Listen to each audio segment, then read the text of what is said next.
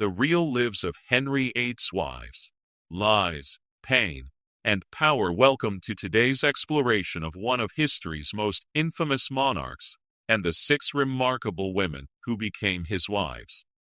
Henry VIII of England is remembered for many things, but perhaps nothing captures the imagination quite like his tumultuous marriages.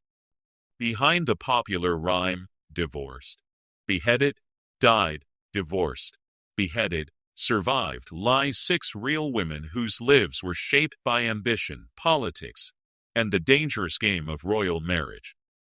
Our story begins with Catherine of Aragon, a Spanish princess who would become Henry's first wife and longest marriage.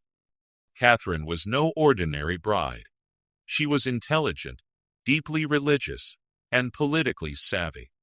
Originally married to Henry's older brother Arthur, Catherine found herself a widow at just 17 years old.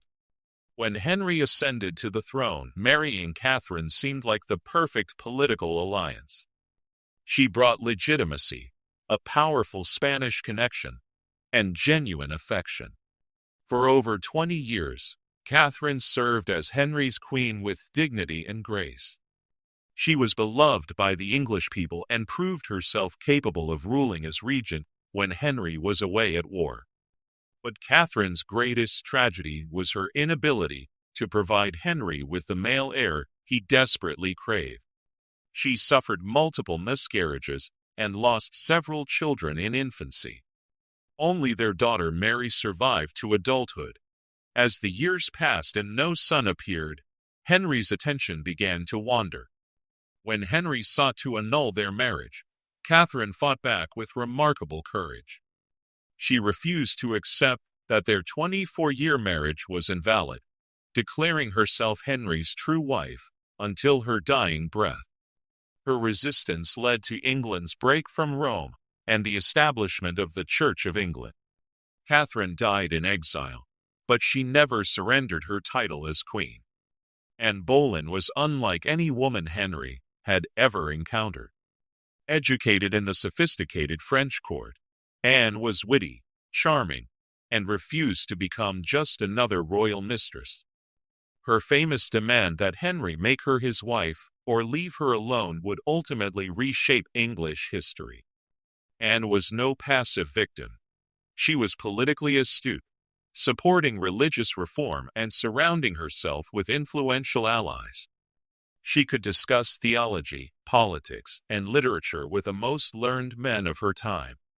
Her influence on Henry was profound, encouraging his break from papal authority and supporting the Protestant Reformation. Yet Anne's position was always precarious. Like Catherine before her, she struggled to produce the male heir Henry demanded. When she gave birth to Elizabeth, Henry was initially disappointed, though this daughter would become England's greatest queen. Anne's subsequent miscarriages, including what may have been a male child, sealed her fate.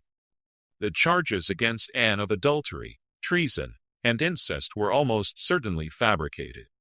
Even her alleged lovers, including her own brother, were likely innocent victims of Henry's desperate need to remarry. Anne faced her execution with remarkable composure, reportedly saying she had heard the executioner was very good, and she had a little neck. Jane Seymour represented everything Anne Boleyn was not. Where Anne was bold and outspoken, Jane appeared modest and submissive. Where Anne had challenged Henry, Jane seemed to offer the peace and domesticity he claimed to want. But Jane was far from the simple, passive woman often portrayed in history. She came from an ambitious family who carefully positioned her to catch Henry's eye. Jane had witnessed the fates of Catherine and Anne, and she understood the deadly game she was entering. Jane's greatest triumph was giving Henry his long-awaited son, Edward. However, this victory came at the ultimate cost. She died just 12 days after childbirth, likely from complications related to the birth or infection. Henry would claim to love Jane most because she gave him his son, but one wonders if his affection was really for Jane herself or for what she represented. Ironically, Jane may have been the luckiest of Henry's wives. She died as his beloved queen, her reputation intact, spared from the possibility of falling from favor as others had. Anne of Cleves proves that intelligence and pragmatism could triumph over beauty and romance.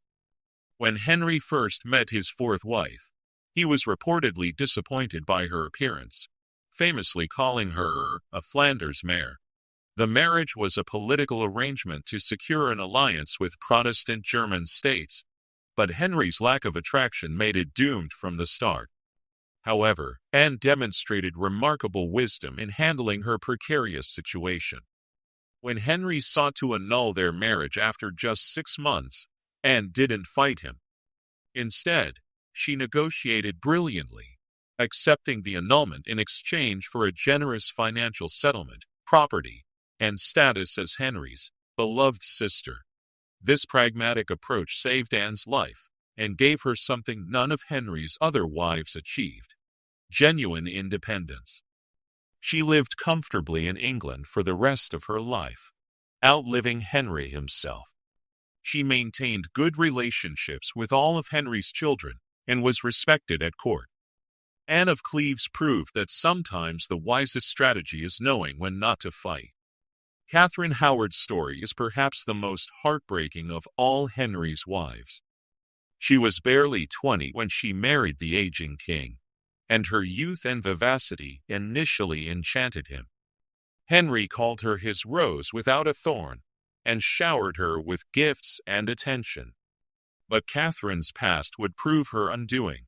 She had been sexually abused by her music teacher as a young teenager, and had later been involved with Henry Manox and Frances Dereham.